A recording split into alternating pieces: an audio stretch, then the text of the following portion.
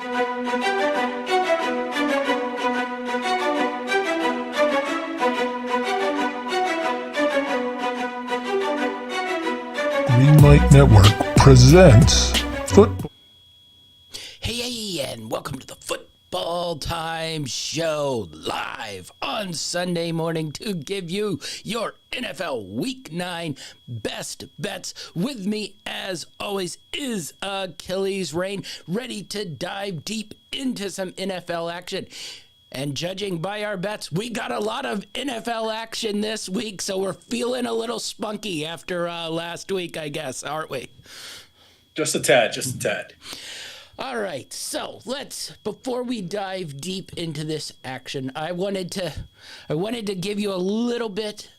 I think I have figured out a little bit of the tiers now in both the AFC and NFC here. So I think that's why I was confident in putting so many bets in this week, or I was just bored and wanted to lose a lot of money and be disappointed. But anyway, let's start out in the AFC. I think I'll sort of work on this in tiers. I want to hear what you think. So we're going to start out AFC, Bills, Tier 1, sort of alone there. Then you got a little drop and you got Chiefs. And then I think you drop into another tier there. And then you sort of throw in the Ravens and the Dolphins. I think right now you probably can't put the Bengals quite in that tier, especially without Chase there. They just lost their big-time corner who was playing at an elite level. Same with their defensive tackle. So I'm going to drop the Bengals, and I'm going to put the Bengals, Chargers, Patriots, Jets, all sort of in that next tier. And then maybe Chargers and Titans, maybe a squeak below in that tier there. What do you think of my AFC right here? Anything you think should be moved up or down overall? I mean, realistically, not horrible. I do think that there is a bit of a gap between the two top teams in the AFC, the Chiefs and the Bills. Not that it's that big. I think that on any given Sunday, either team could win that game. But I do think that everybody that watches any type of NFL football would probably agree that the Bills are probably the team that everyone wants to beat right now or wants to be. So I do agree with yours. I think that had certain injuries not happened, then there would have been certain teams like the Bengals that seemed like they were starting to kind of come into their own, probably knocked up a tier up. But yeah, I agree with you with the injuries and not knowing exactly how long and what the teams are going to do with those injuries, whether they'll win or lose. I agree with your assessment so far. All right, so we're going to switch it over. The AFC, I think, is pretty basic and pretty easy. We're going to flip to the NFC, where this gets a little bit more sort of scientific, because I think some teams' records, who you think are probably better teams than they are, might not have the record that some of the teams who have great records do. So I think this gets a little weird. So I'm going to put in my top tier right now. I got 3 teams in my top tier on the NFC side of things. I'm going to put the Eagles, I'm going to put the Cowboys, and I'm going to throw the 49ers in here. And that's a jump. They're 4-4. They've shown they can lose to anybody. But I think a healthy 49ers team, mostly on defense, is probably just as good as those Eagles and Cowboys. Then I'm going to drop down, and then it's basically just a grab bag of jumbled mess. I think you have to slot the Vikings in there at that next tier. And then, basically it's a grab bag of, Giants, Commanders, Seahawks, Rams, Packers. And I think maybe the Bucs are a tier below that from what I've seen. What do you think of that mix? Do you think teams maybe need to elevate in that? Or would you drop somebody like maybe the Niners down into a group just based on their sort of schizophrenic play so far? As much as I respect the 49ers and what they've been able to do so far, even with all the injuries, you mentioned that this is a team that has the ability to lose to just about anybody. Yeah. We saw them get beat by the Bears. So the Falcons. Yeah, exactly. So I think I would probably knock them down a tier. And I think that if I could, I probably would move the Vikings up a little bit. I know that we're still not sold on the Vikings because of who they are, but I'm also not sold on the Eagles, and this is the best team in the NFC right now. And I think that says a lot. I respect what they've done, and I know that they're like the last undefeated team, but I still don't feel like they've really been tested. I want to see them going up against one of those top two tier teams in the AFC and see how they fare against them. But the NFC is a little harder, I think, to kind of put into a bundle. I do think there's maybe two or three tiers in the NFC compared to the AFC, and the majority of those teams are in the third tier. So I agree with that one also, but I would move the Niners down because of injuries, same way we did with the Bengals, and I would move the Vikings up to just below the Eagles right now. Yeah. All right. So we should have some fun getting into the games because speaking of these said Vikings, I got some fun ones here that might involve some. Also, I gave that Seahawks pick out a couple weeks ago where they were 14-1 to win the division, and lo and behold, they're sitting atop the division right now. Now, I don't know if they can stay there. They're only one game up on the San Francisco 49ers, but certainly if you grab that 14-1 when I told you to, it would probably be time. I got another good one. I'm going to see if you agree with this one, but it might be a little bit harder to achieve. But let's kick things off with week 9 here, and let's start out with the Los Angeles Chargers versus the Atlanta Falcons. Call me perplexed here. The Atlanta Falcons, who find ways to win every single game, including last week, somehow managing to voodoo the Carolina kicker to miss 2 kicks in a row and finagle their way into a win, even though they gave up a Hail Mary, versus the Chargers, who I think actively work hard to find ways to lose said games. But the Chargers somehow are 3.5-point favorites on the road, missing their 2 best wide receivers. So, somehow explain this to me. I think you also have possibly a totally mismatch on the coaching side of things. So other than Justin Herbert versus Marcus Mariota and the pride of who's the best Oregon quarterback in the NFL here, how the hell are the Falcons getting points in this game? I don't understand. I mean, I know that the only thing I could think of is that defense. I mean, if this team had any sort of a defense, it would probably be leading the league right now, the NFC, in wins, because they've been playing out of their minds, especially when you look at everything that they've lost and where people anticipated they would be at this point in the season. They've definitely turned a lot of heads, including myself. I've become more of a believer. It's one of the reasons why I took so many Atlanta bets last week, because they've been doing great. But I don't understand when I looked at this one. I know that the Chargers are, a media team, so to speak. Everybody kind of thought they'd have a really good year based off what they did last season, but they really haven't lived up to the hype. So I don't see how Falcons are getting points in this one, but I jumped on that one right away. I thought it was almost a gimme. They're competitive in just about every single match that they play, so I don't see how when they're getting 3 points, how they wouldn't be able to cover that. Yeah, I am highly perplexed. You not only factor that, but then you start digging into it. The Chargers have one of the worst rush defenses in the NFL. I think if Atlanta could, they would run the ball every single snap. Cordell Patterson's going to come back, so you put a check mark by the Falcons' running game to be even more upgraded than it already has been.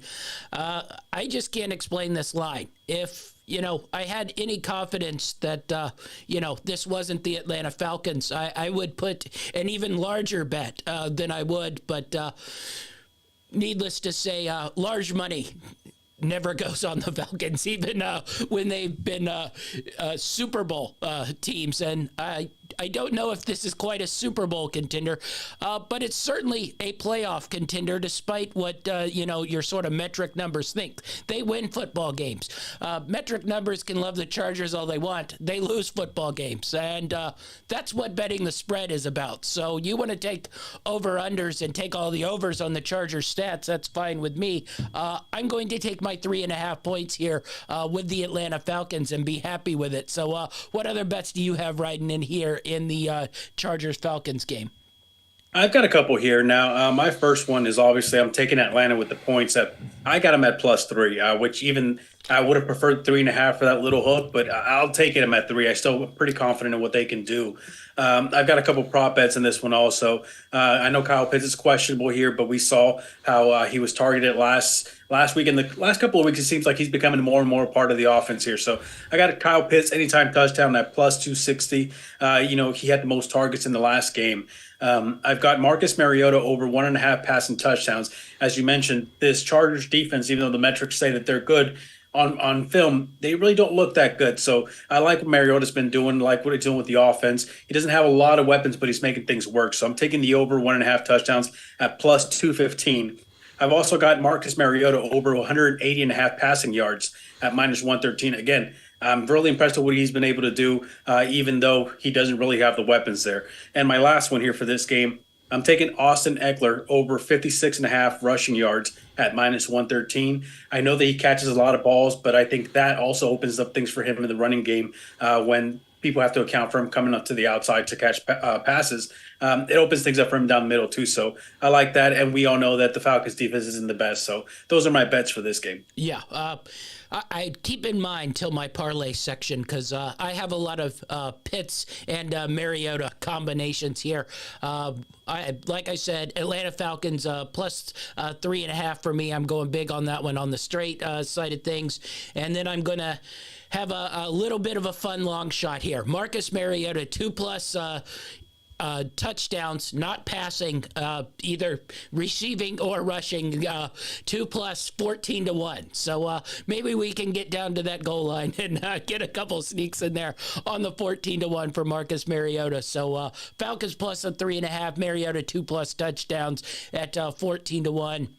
And like you said, I think they are starting to find a way to get Pitts involved. And I have a couple, parlays in there that certainly see if Pitts can finally start to come around here and they can start utilizing him a little bit in this passing game as well. All right, let's move on to the next game here, and we're going Green Bay Packers, Detroit Lions. Well, the Packers are on a 4-game losing streak here, so hard to believe they're road favorites, but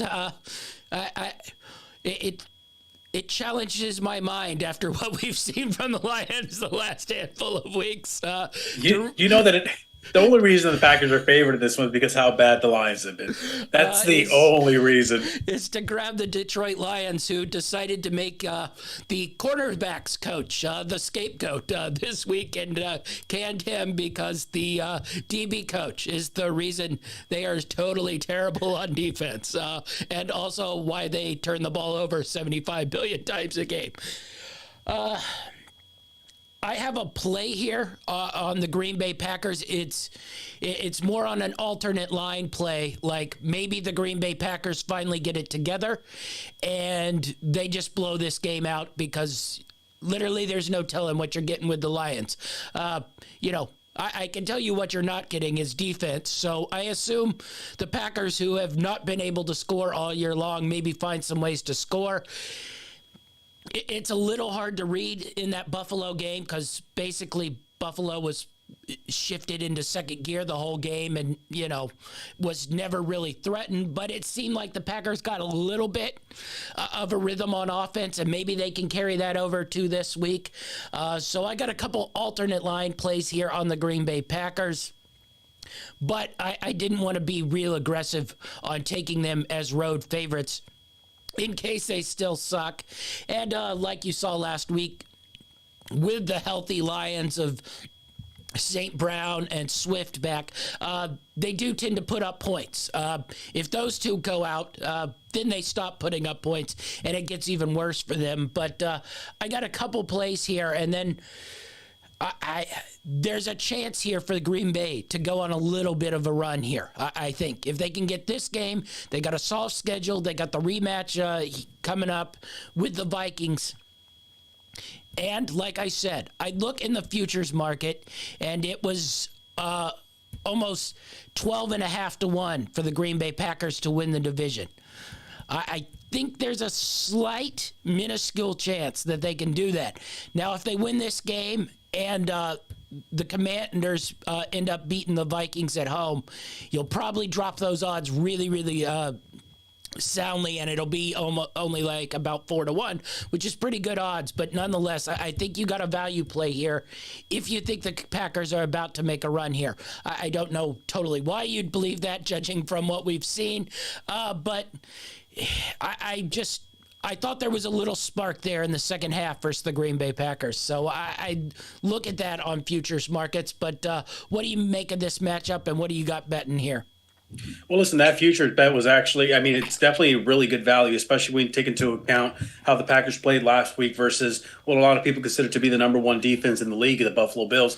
But again, I agree with you. I think that the Bills weren't going full at it. They didn't have their foot to the pedal to the metal, so to speak. I think that they were kind of on cruise control a little bit.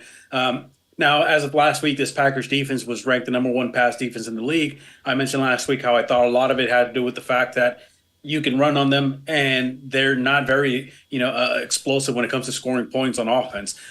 So there's not too much worry there. But, they seem to be getting better. They got into a rhythm last week, and if that can continue, then there's definitely, a good chance for them to be able to win that division, especially if the Vikings somehow fall off here. I've got a few bets here, and the only reason I have these bets, to be honest with you, is mostly because I've been riding them. Now, I probably wouldn't recommend a lot of these bets, but I think there's enough value in there to where if you want to, kind of throw a feeler out there, you can throw a few bucks on these. So I'll give them to you real quick.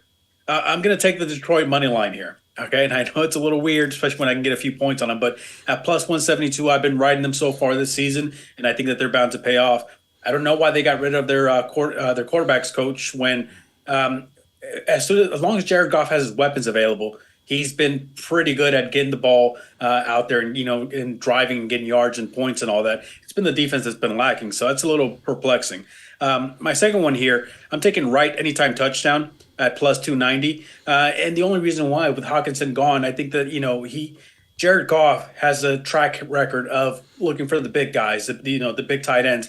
You saw back when he was with the Rams. You see here with Hawkinson. With him gone now, I think that there's a good chance for him to look towards this tight end, his security blanket a little bit.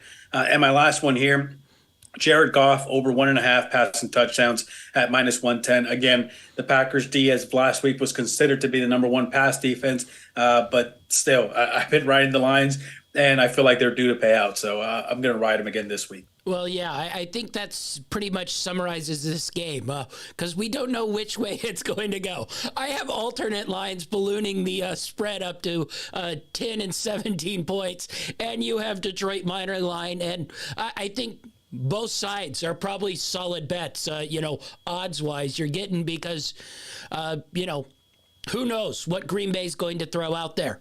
This could just be a bad Green Bay team, and that's what we're going to get. And, who knows? Well, we've also seen this Packers offense be efficient when it comes to Aaron Rodgers and throwing the ball, and yet they're still not able to really muster up points. A lot of it has to do with the fact that they seem to get really one-sided in certain games where they just don't run the ball. There's no balance whatsoever. And even though Aaron Rodgers is a great quarterback and he can get the ball to his mediocre wide receivers, there's just really no explosive plays, no big plays down the field to get him big points. They were able to get some points on the board last week, but as I mentioned, a lot of that had to do with, in my opinion, the Bills not really going full tilt. Yeah, so I got Green Bay Packers minus 10 plus 217, and I have Green Bay Packers minus 17 plus 468. So I have two really big ones, and then I have another long shot on there. Romeo Doubs, 2+ touchdowns at 10-1. It seems like of the sort of mismatch of receivers, Doubs is the one that seemingly comes out on top most of the time. So maybe here in a game where the Lions don't play defense, maybe Doubs, gets hit a couple times on a couple good, deep plays and in the end zone. So those are the sort of three I'm going with, just to see if Green Bay can find their rhythm and maybe blow this out. And if they aren't, then, I'm just taking long shot odds, and if I hit one, great. If I don't, it's low risk, decent reward on those. All right, let's go to the Miami Dolphins versus the Chicago Bears. And before we get into this game, I was just curious, the Bears trade one GM for another one that just seems to do perplexing things. They aren't playing terrible. I mean, I understand they aren't playing great. They don't want to play those two, defensive guys. I can sort of understand Robert Quinn. Not totally understand why you don't want to pay Roquan Smith. Quinn's been around for a while. You don't want to pay the veteran when you aren't going to be good, probably why he's there. But then you make the weird Chase Claypool trade. You give up a second and fourth round pick for a receiver who's probably a second to third round receiver, and his contract is up this year. So either you're going to pay him a large sum of money or you're just going to let him go, and you gave up a second and fourth round pick for a team who's, I don't know, throws the ball an average of, what do we want to say, 15 to 16 times a game? To be generous, why? Can you explain why you trade your two best defensive players and then bring in a sort of mid-tier receiver who's looking for a large contract boost and give up a second-round pick where you can trade, where you can pick up, say, a mid-tier receiver on the cheap? I mean, the only thing that I could really think of here is that in their mind, they were going to try and build that offense around Justin Fields. So maybe they are planning on paying Claypool at the end of the year. So they wanted to save some of that money that they would have spent on Roquan and put it towards Claypool here. My biggest question mark is I usually see teams that are not going anywhere. They're sellers. They're not buyers. So for them to make that trade for Claypool and what they gave up was a little perplexing. But the weirdest thing of it all was, I don't know if you saw that report, that the Patriots were actually offering a much better package for Claypool. But the Steelers didn't want to trade him to New England, so they took less to send him over to Chicago. Again, I'm a little confused as to why you'd give up, two really good players on your team for one guy who had realistically he had one good season. Yeah. When everyone thought he was going to be a breakout guy the next season, and it just never came into fruition. So I'm a little confused. But listen, I'll move on from that, and I'll give you what my plays are for this game. I don't have too many plays as far as Chicago's concerned, but I am kind of going all in on the Dolphins here. I've got a parlay that I'll save for later, but I'll give you my other ones. I'm going to take Miami with the points at -4.5 here. I've got a Tua anytime touchdown at plus 550, and then I got Tua over 260 passing yards at -114. Like I said, I've got a little combo anytime touchdown later on for the show, but I just don't know what to make of Chicago here. I don't understand why they're sellers when why they're buyers when they should be sellers. Yeah. Before I give you my picks, let's say Claypool, I think he wants more, but what if he wanted like Christian Kirk money? Would you be willing to give that to him? Because I'm assuming that's what he thinks his market is. It's a head scratcher because this is the thing. I think we both kind of trashed the Christian Kirk contract when we first heard about it. We thought that he was getting massively overpaid, and then of course the season started, and you saw his production over the first 3 weeks, and we were like, you know what? This guy might have been undervalued. But then as the season goes on, you saw him kind of plateau out. And, the way the contracts are going, the way that the price keeps rising every season with the salary cap, he's probably worth Christian Kirk money. I'll say that. Would I want to pay him that? No, I would not. Would I want my team to pay him that? I would not. I don't think we've seen enough production from him with the type of quarterback play. Now, granted, it hasn't been great in Pittsburgh. He hasn't had the best quarterbacks there, but we saw him be really productive one year, then just completely going to Mahomes. So that's the thing is, do they really expect that Justin Fields is going to completely change his game style because he's got a tall wide receiver on the outside that can run pretty decent routes and has pretty decent catch radius? I mean, I don't know. I guess that remains to be seen. We'll see how the rest of the season plays off. But in my opinion, probably a little too expensive. Yeah, it just seemed perplexing, but I don't ask questions in Chicago. One bad GM replaces another, but anyway, I got sort of similar play than the Green Bay here. I'm moving the Dolphins line up to -10 because I was a little concerned with that Bears defense last week versus the Cowboys after they traded, Robert Quinn, to see how they sort of stood up. It was not well. It was Dallas circa, 2018 out there. I'm curious how that goes now that you're going with Waddle, you're going with Hill, you're going with Mostert, and, they just traded for Jeff Wilson Jr. Apparently only 2 running backs from the San Francisco backfield wasn't enough. They needed the third. Anyway, I don't quite know what that does other than he knows the offense, so you can pretty much plug and play. But anyway, I just think there's a chance Miami blows this game out. If they gave up 49 to Dallas, there's a chance they give up, 30 or 40, up to Miami here. And I'm not sure Chicago can continually sort of match that. Also, I think the sort of insertion of Bradley Chubb here in the Miami Dolphins, we didn't mention that trade. It was a little expensive, and then they gave him the extension. But at least, Bradley Chubb, when healthy, is, a top 5, defensive tackle / defensive end. He can sort of go everywhere. And I think he helps the Dolphins out where they won't have to blitz so much. So they won't leave themselves, exposed in the, secondary as much. So I really like that trade. But I just think there's a chance the Dolphins have a chance to blow this game out. So alternate line, Dolphins -10, +210. I thought there was decent value there. And then if you watched the Bears last week, Tony Pollard went off.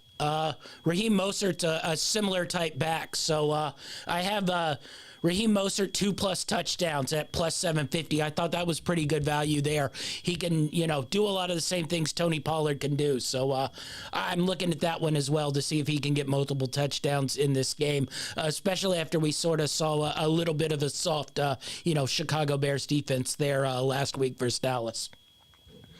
I will say I didn't totally check the weather, though, in Chicago. So if I turn it on and it's, 32 degrees and 50-mile-per-hour winds, well, I've already made my bet, so I'm sort of out of luck. But, hey, well, listen, if it's any consolation, right now where we're at, it's November and it's sunny and warm outside. So who knows? It could be nice and fair weather out in Chicago. I will say in most of the Big Ten games, it looked like pretty decent weather. So I'm hoping the front hasn't moved in overnight or something. All right, let's go to the team that is basically just trying to bankrupt me here. Las Vegas Raiders versus the Jacksonville Jaguars. It's not the Raiders. I seem to have a pretty good read on when they're going to play good and when they're going to play terrible. It's the Jaguars. It's the Jaguars, yep, who I continually watch playing well and then find a way to lose games.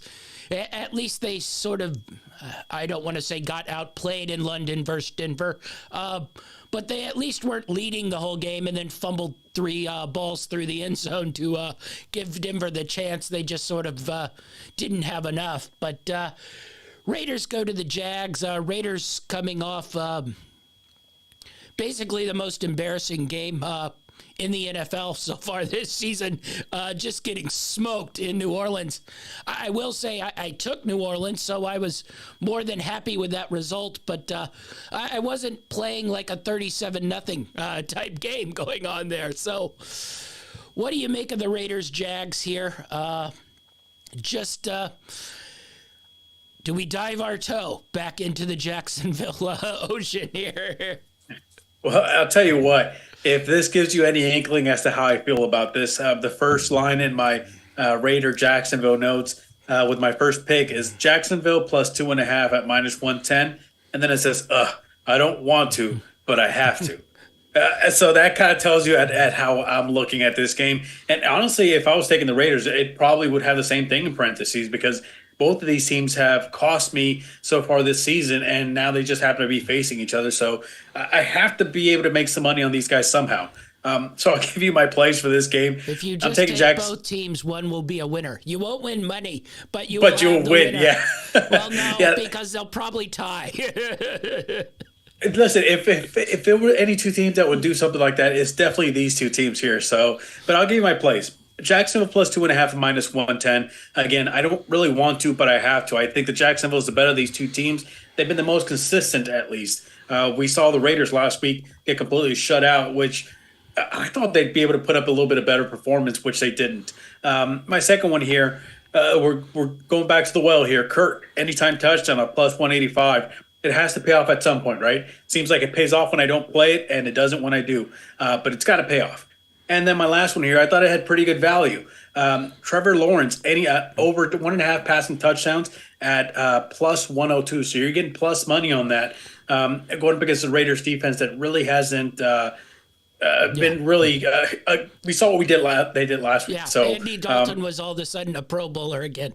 Exactly. So, I mean, if Trevor Lawrence, in my opinion, is probably better than Andy Dalton is at this point in his career, and he's got a little more of a rapport with his weapons. So, I thought that plus money for over 1.5 touchdowns was pretty good value. So, I'm jumping on that one. I'm going to ask the question. I guess we can't ask it every other week, but I heard some more rumblings, around our friends in the store.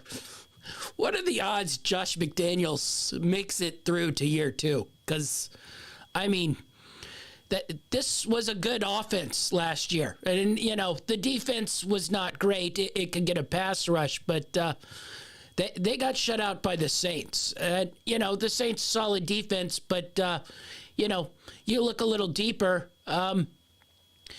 They were missing their two best players on defense. So it just seems a little disturbing. So odds that Josh, sort of makes it through a 1 year here.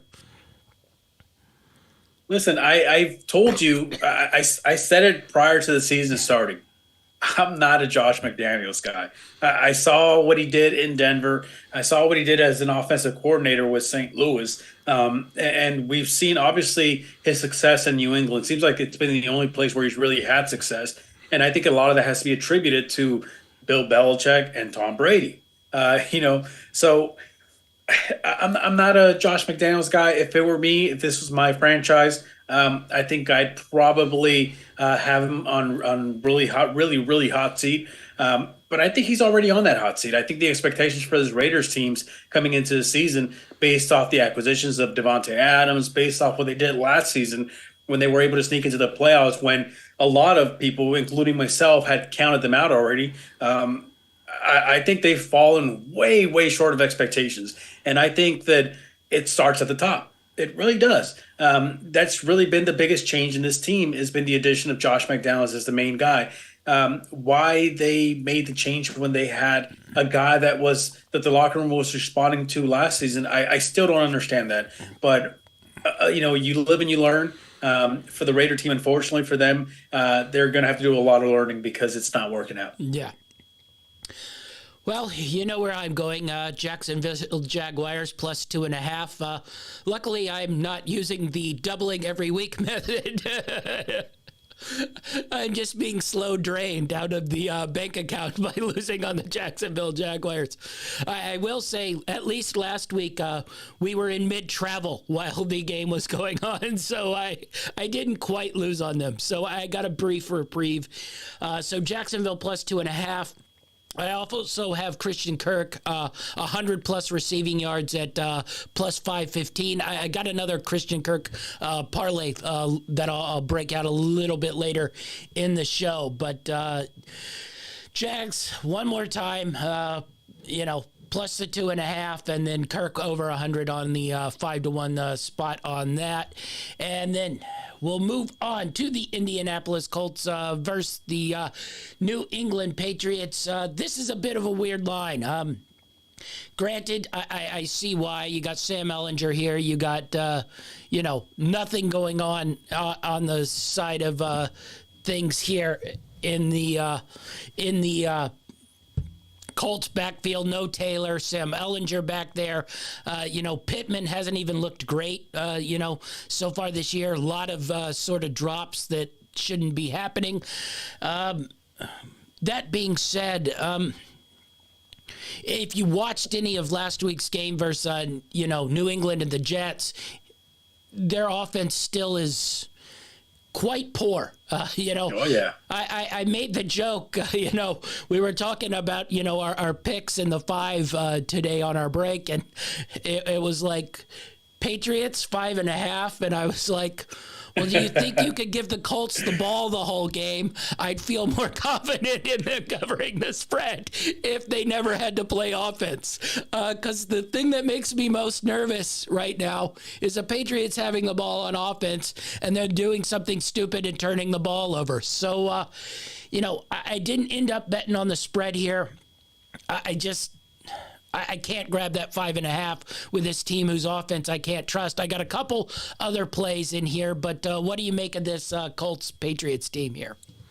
Listen, I'm on the same boat as you. I'm really torn as far as, there was early in the week, I was kind of on the Colts. I thought that they could probably pull it off. Then, you start looking back at the way they've been playing, and I don't know. It's really been a mixed bag of what has New England done lately, what has Indianapolis done lately, and I'm really torn here. So I don't have a play on the spread either. I don't have a play on the over-under. I just have 2 prop bets for this game, and I'll give them to you really quick since there's really not much to add to this game.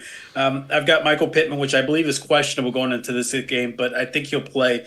Anytime touchdown at plus 260.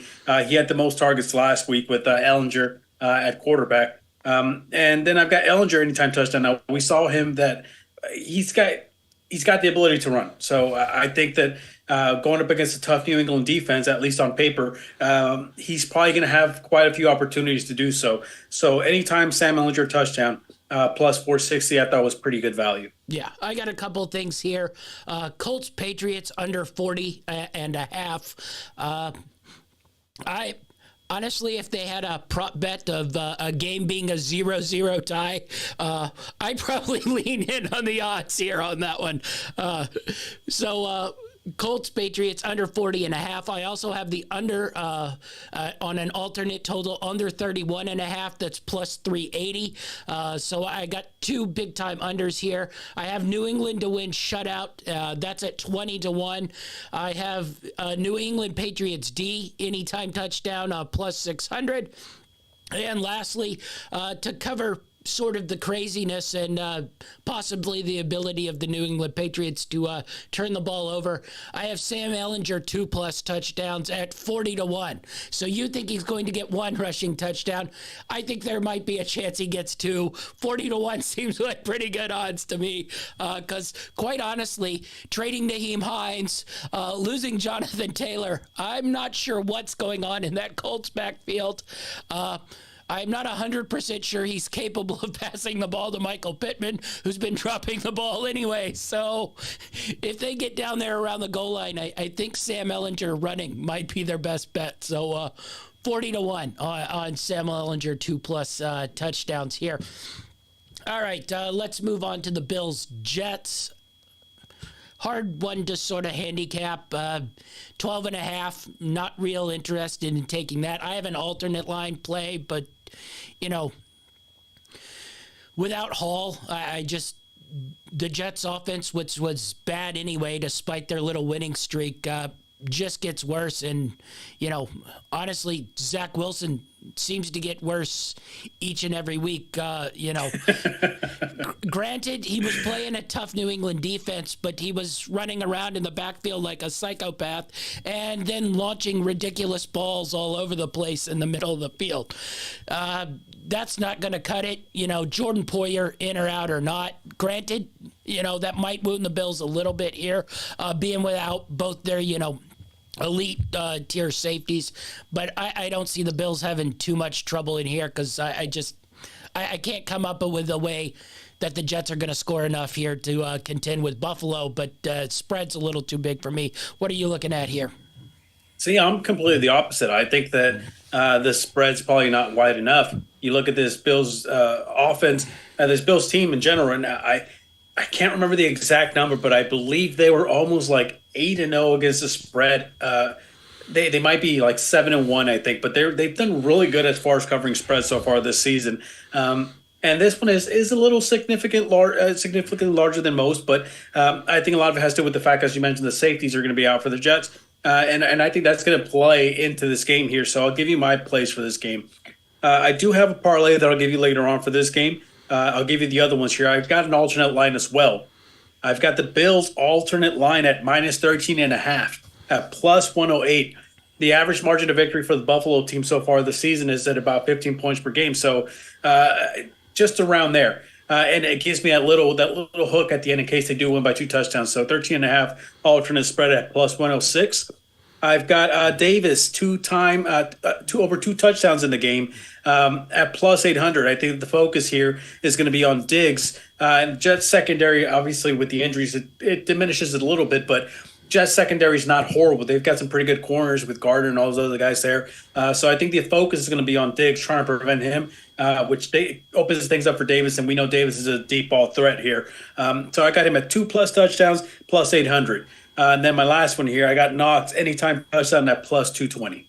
I got a couple here. I see your puny little alternate line of 13.5, and I raise you Buffalo Bills alternate line of 20.5. So Buffalo Bills alt line 20.5 plus 262. That's not great value for a 20.5 point line on the road. 3 touchdown win.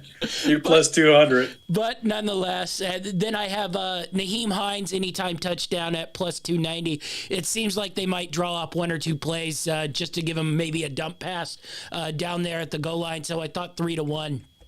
Not too bad a value there. So anyway, we'll move on to the next game. Carolina Panthers, Cincinnati Bengals. Honestly, I was pretty shocked, especially after the way Carolina played, 2 weeks ago, and then last week when they should have won the game, versus Atlanta. And the Bengals, who you saw on Monday night, it's a short week. They didn't look very good. Zach Taylor has once again decided he no longer wants to run the football, though he has 2 running backs who one is really good, one is solid. 7.5. I mentioned, Cincinnati's corner is out, who's been playing at, an all-pro level. Cincinnati's big-time defensive tackle is out. And, Hendrickson's been banged up basically all season long. 7 just seemed like a lot for me. For this Carolina team who, granted their record doesn't look pretty, but there are about 3 or 4 games there which are basically decided by one, that Cleveland kicker making a 60-yard kick to win the game the first week of the season, and then last week, 2 field goals missed, right there to win the game. You flip those 2 results, and they have the exact same record as the Bengals. So 7.5 just seemed like a lot, especially from what we saw from Cincinnati on Monday night. Yeah, I agree with you. And this is one of the reasons why I actually ended up taking Carolina plus the points here at plus 7. Worst case scenario, they lose by a touchdown, you get a push on it, you get your money back. But I think that there's definitely value with taking Carolina with the points here. I think they can keep it close and cover the spread. You mentioned the fact that Cincinnati has a couple guys that are banged up, and they're missing some guys that have actually been playing at a really high caliber. Not to mention the fact that that offensive line seems to kind of shift week in and week out, whether they're going to play good or not. I think a lot of it has to do with the fact, can the other team get enough pressure on Joe Burrow to actually affect the game? And yeah, you mentioned they faced a big time pass rusher at Myles Garrett last week, and they got pressure again. And Carolina didn't trade away Brian Burns as much as the Rams tried to offer up draft picks. They don't have, that's what happens when you trade your draft picks every year when you need them to trade for a big time pass rusher. But you mentioned it. Carolina has a huge big-time pass rusher. I assume he's getting in on Burrow. So, right on money right there. Yeah, so I'm taking Carolina plus 7 here at minus 105. I'm also going to take a DJ Moore anytime touchdown. I'm going to keep riding this as long as possible. Seems to be his favorite weapon on offense. And P.J. Walker's been playing a lot better so far, too. So I'm taking DJ Moore anytime touchdown at plus 240. And then here's my other one. It's a bit of a long shot, okay, but I do like it because he had one big run last week, so he showed that he's got the ability to do so. PJ Walker anytime touchdown at plus 1,000. I think that's really good value, especially going up against a Cincinnati team that hasn't really been super threatening on defense. They've been kind of wishy-washy, and with all the injuries that they have, I think it's pretty good value here. Yeah, I have Carolina Panthers plus the 7.5 versus the Bengals. I'm also going to put a little play on the money line here, plus 270. I think that's pretty good value. I mean, if Cincinnati can lose to Cleveland like they did, why can't they lose to Carolina, who's shown a Why not us? Yeah, who's probably shown more life than Cleveland has, all season long. So, as long as they don't get too down after, losing a game like they did last week. But I don't see a reason why, because basically, even with that loss, if you look at your division, you're still sitting right there. You play the Falcons again, next week on a short week. They have a run of pretty bad teams here. So if they can refocus themselves, they can make a run here and make a play on it as well. All right, let's go to the Minnesota Vikings versus the Washington Commanders here. And I must say, I'm a little disappointed here. You know what happens when you play with fire here, and you're playing with some fire here. You are going to take your buddy Captain Kurt here versus this Washington Commanders pass rush. Interesting maneuver here.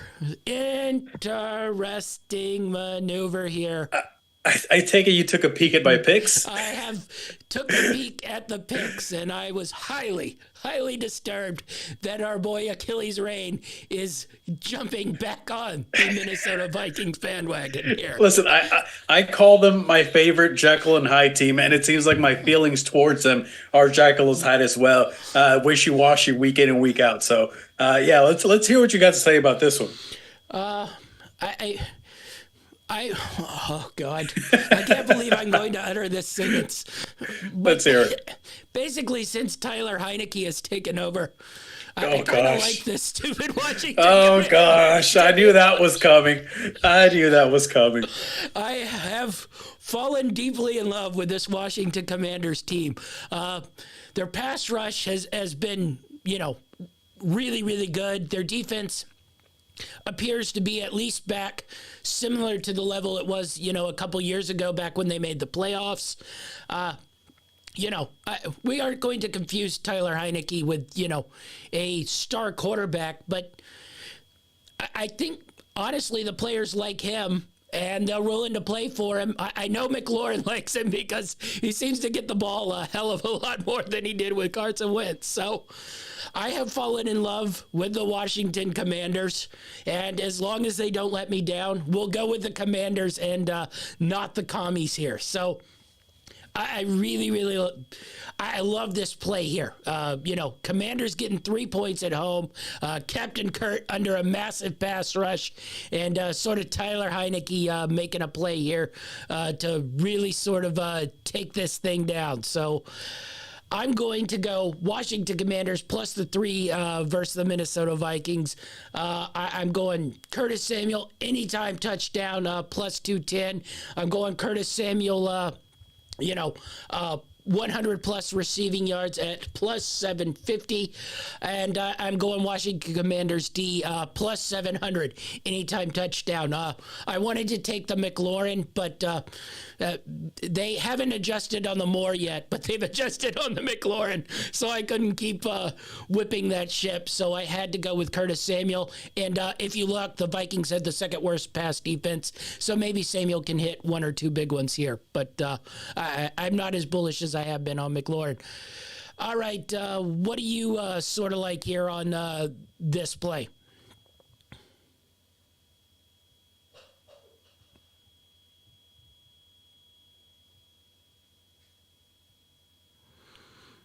All right, we're frozen up here with Achilles Reign. So we'll give out Achilles. You're knocking my modem over here. What?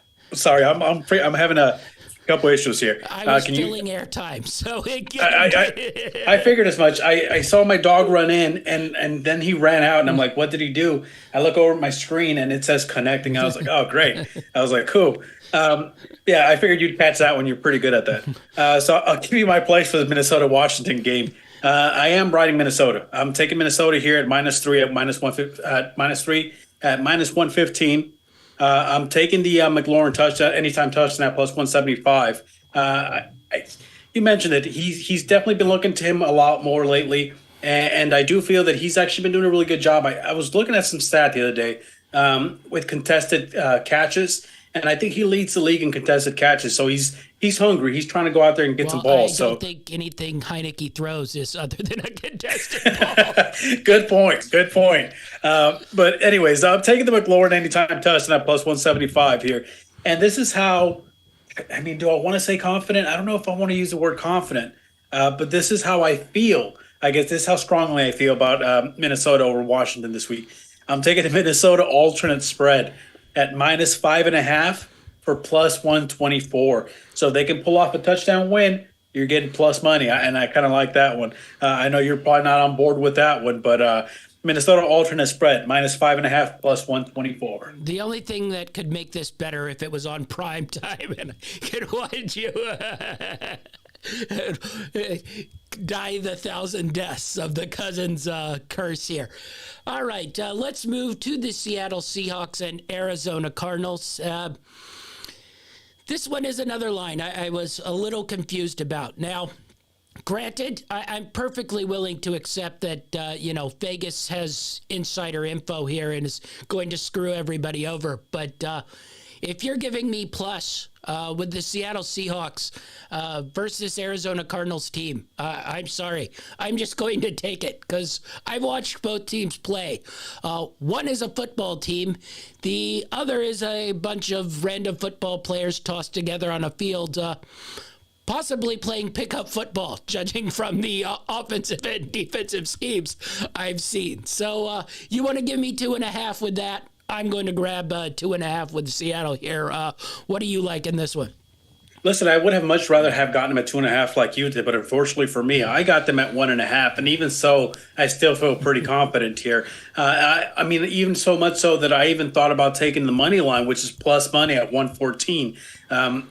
With all that being said, taking Seattle plus 1.5. I'm also going to take the money line at plus 114. I think when it's that close, I mean, how much are you really losing? Tyler Lockett, anytime touchdown, plus 140. Not amazing value, but, good enough, especially for the big threat player that he is. And we've seen Geno Smith do wonders with the weapons that he's got there. He's actually playing a lot better than Russell Wilson was, and you know how much I love me. So over 10.5 receiving yards passing game, especially if this Arizona team can actually get some pressure. I've got Geno Smith, 1+ touchdown in each half at plus 135. So as long as he throws a touchdown in the first half, and so did I. When I first saw it, I was like, you can plus money for that. For two teams that seem to give up points pretty easily. I'm like, I really like that one. And I flipped it over. This one I'm not as confident about because Kyler Murray seems to be very up and down. But I'm also going to take the Kyler Murray 1+ touchdown in each half at plus 145. So plus money for both of those. I expect this to be a bit of a shootout. And if it happens then there's a good chance that these bets hit. Well, it's a good thing they didn't give Kyler Murray like a 5-year deal with $175 million guaranteed or anything. Hey, but listen, there's no stipulations, though. That's a good thing.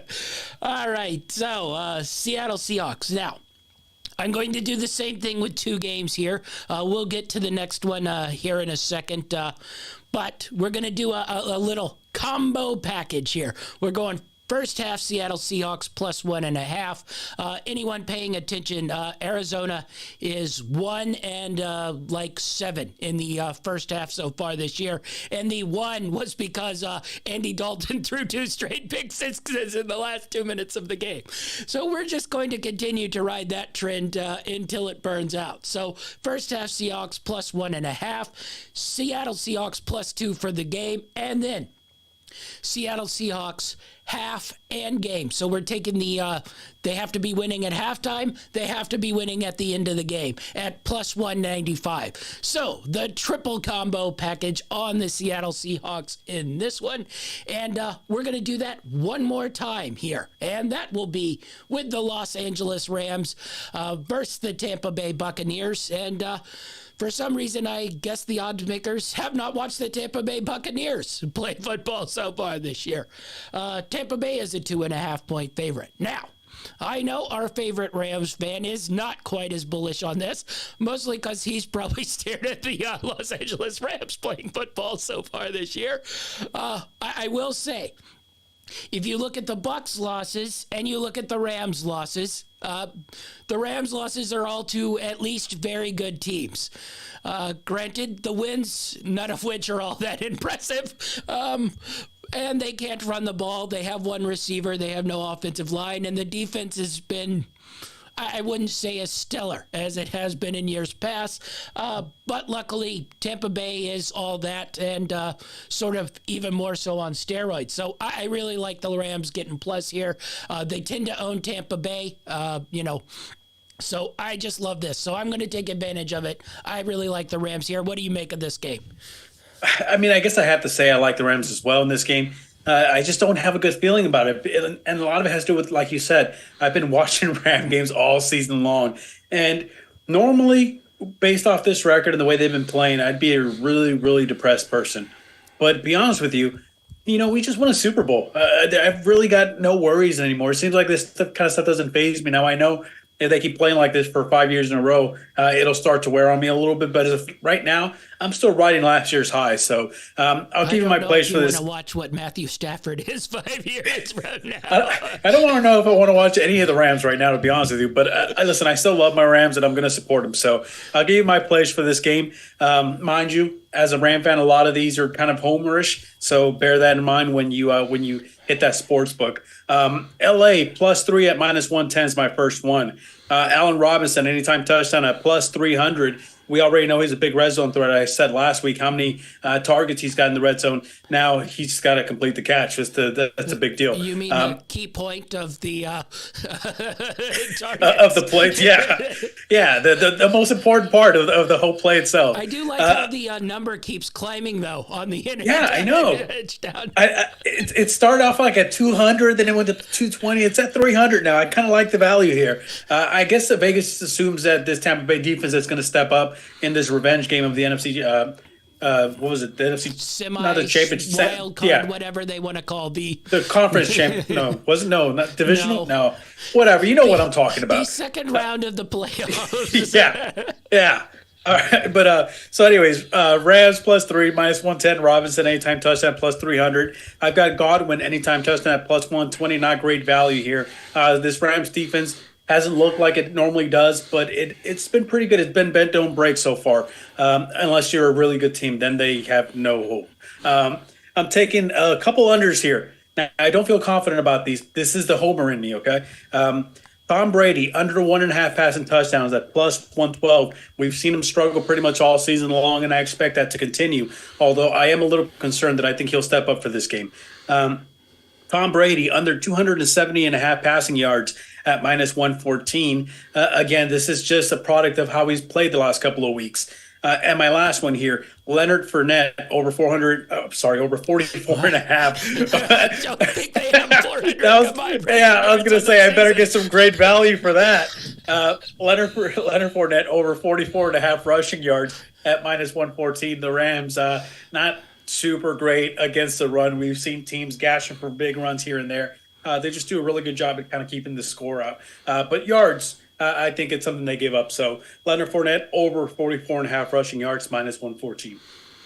Well, I think if they give up rushing yards to the Bucs, we'll know that the Rams probably are the one that's on the gurney for the season, because Tampa Bay's about to set a record for least rushing yards in a season. So we'll know which one's in far, far worse shape after this one. So I mentioned my Seattle, Golden Triangle bet. We're going with the Rams, Golden Triangle bet. Rams plus the 3 for the game. Rams first half +1, and Rams half and game plus 210 on that one to lead at halftime and the game plus 210. Pretty good value there. So the Golden Triangle on the Rams game, first half and game. And then lastly, we're going to throw a fun one. Cooper Kupp, 3+ touchdowns, 25-1. Not all that great of odds, technically speaking, for 3+ touchdowns. But nonetheless, 25-1 is 25-1. $10 pays 250. That's what happens when the guy scored multiple touchdowns, I believe, twice so far this season. So that's what happens. It drops your value. That's what happens when Allen Robinson gets 45 targets and 1 touchdown on a season. Oh, gosh. All right. This next one, you managed to find some bets here. I could not. Titans Chiefs -12.5. I just don't think this Titans team is very good. I talked about it. The AFC South total combined wins is 10. And Tennessee has half those. So they aren't exactly playing in a murderer's row. The last time they were sort of on prime time versus a really good team. Dynamite David will not want to go back and rewatch, but my taking of -24.5 Buffalo Bills will want to go rewatch. Mixed with that, I'm pretty sure Malik Willis is going to be playing in this one. Anyone who watched the game last week, they did not want to throw the ball with Malik Willis. Basically, they could have pulled someone out of the stands and had him run the offense, because basically they did nothing with Malik Willis. They didn't even want to run him. So I take it you're not taking the over, 14.5 completions that Dynamite likes? I will not be taking the over 14.5 completions in this game. I got nothing on this one because it was a little too big, especially if maybe by miracles of miracles, Tannehill plays. But I think this line pretty much states there'll be no Tannehill here. But you got some stuff. So what are you looking at? Yeah, listen, I've got a couple plays in this one. I was able to find a few. I didn't find too much value when I was looking at the bets for this game. Although I know what you're saying. Tennessee's not that great. They're not playing at the level that we're accustomed to seeing Tennessee play, and a lot of it has to do with the transition, with guys leaving, guys coming, and so on. But I still think 12.5 is a lot for an NFL game, especially as we mentioned. This Kansas City team is good, but they're not at the same level as this Buffalo Bills team is. So I'm going to take Tennessee here plus the 12.5. I think anytime you get me over a touchdown in the NFL, I'm probably going to jump on that unless it's the Bills. So I'm going to take Tennessee plus 12.5 here at -110. I'm going to take Edwards-Helaire anytime touchdown at plus 210. From all the other players that I saw, that had pretty good value. And my last one here, Helaire over 25.5 rushing yards at -110. I looked into Derrick Henry a little bit, but he just wasn't getting enough value for my taste. I do think that there's a good chance that he runs the ball all over this Kansas City defense, and if he does so, it actually makes it a lot better for my 12.5 spread for Tennessee, because I think if they can control the clock, they can run the ball enough, it gives them a really good chance at keeping that score low. Yeah, the problem is, unlike the Houston Texans, the Kansas City Chiefs will understand that the Titans only want to do one thing. So they might have one or two extra guys in the box and see if they decide they want Malik Willis to throw the football here. So we'll see how this one goes. Last up, Monday Night Football, Baltimore Ravens, New Orleans Saints. It opened 2.5. It was down to 1.5.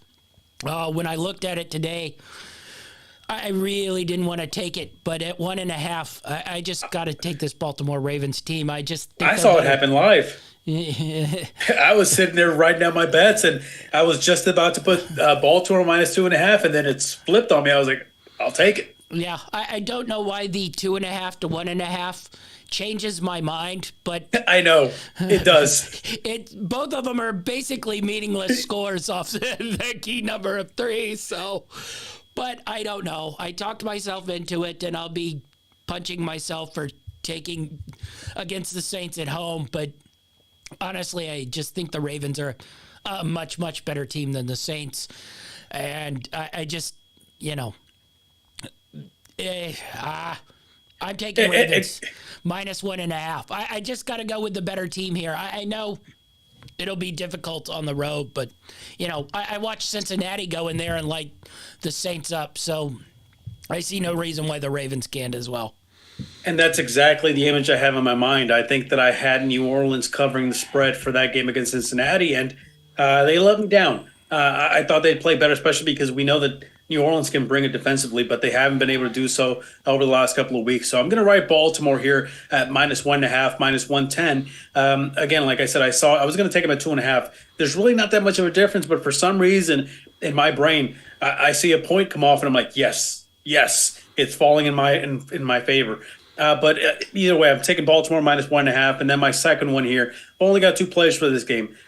Is Olave anytime touchdown at +135 with Michael Thomas headed to the IR. I think that they're going to look for somebody, and it's definitely been him who's been the most explosive wide receiver for them so far. So I think that there's a really good chance, not great value, but I think at least it's a little safer to go with Olave. Was Michael Thomas ever off the IR? Are we? Listen, this guy, it's so crazy. It's so crazy to me. I remember back when the Saints played the Rams in that playoff spot with the pass interference. I mean, the next season, everyone was talking Michael Thomas up as the best wide receiver in the league, and I think he's played 3 games since that moment. Yeah, if I'm not mistaken, I could be wrong, but I believe it's 3 games that he's played so far since that moment. No, it's right around that number.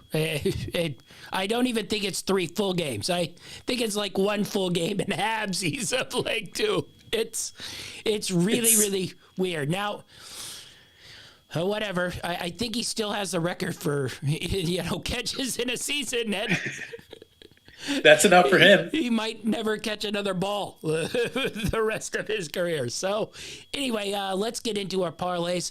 I got a whole bunch. I went same game parlay with a bunch of sort of receivers and running backs here. We're going to start out Sam Ehlinger, 35+ rushing yards, anytime touchdown. That's +700 in that one. So we got that one. You liked Christian Kirk. I like Christian Kirk. 70+ receiving yards, anytime touchdown in that one, +400. I mentioned our Kyle Pitts. Kyle Pitts, 60+ receiving yards, anytime touchdown. That's +654. We're going with Aaron Jones, 2+ touchdowns, 40+ receiving yards. Receiving yards, not rushing yards. They started to dump the ball down to him a ton in that Buffalo game, so I really liked the value there. The 2+ touchdowns might be a little difficult, but that one paid 7 to 1 on that one. Romeo Doubs, 60+ yards, anytime touchdown score, +370. We talked about Curtis Samuel at 60+ receiving yards, anytime touchdown. Then our favorite. I'm basically going to do this one until I hit it, hopefully at some point. But Buffalo Bills, Diggs, Allen, Davis, all 3 anytime touchdowns. It's 11 to 1 this week. So 11 to 1. Diggs, Allen, Davis. I think there's enough games left where if I hit it once, I will have broken even on the. I probably should have done it earlier in the year when I think it did actually happen. So we'll see if we can hit it again. I got a fun one with the Dolphins.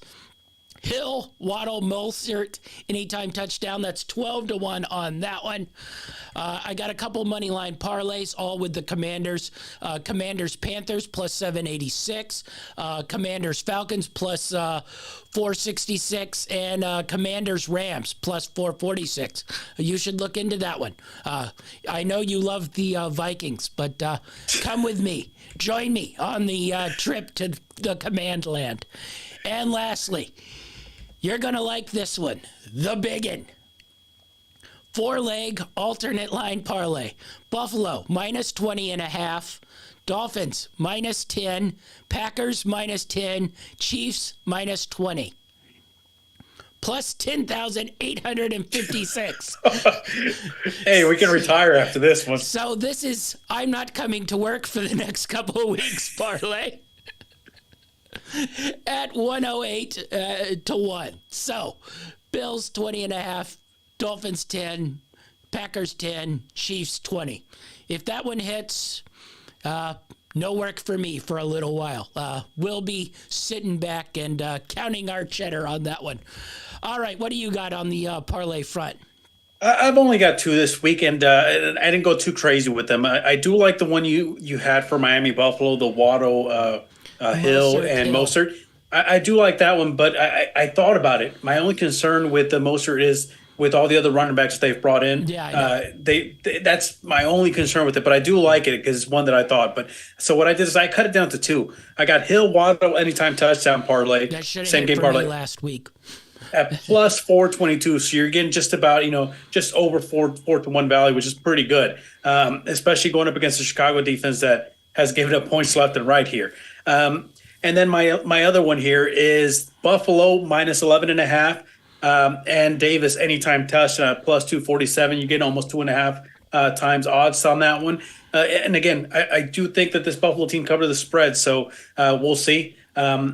Not amazing value for a parlay, but it's also just a 2-legger, so it's a little safer than my regular parlays usually are. But I think they got enough value here to be able to ride them. All right, that's our show. Be sure to like and subscribe. Whole lot of tickets out there today. Let's hope some of them are winning, or just my alternate line parlay has to win. I can lose the rest if that one wants to. Yeah, I'm with you there. All right, that's our show. Be sure to like and subscribe so you don't miss any of our content. That's our show, and we're out.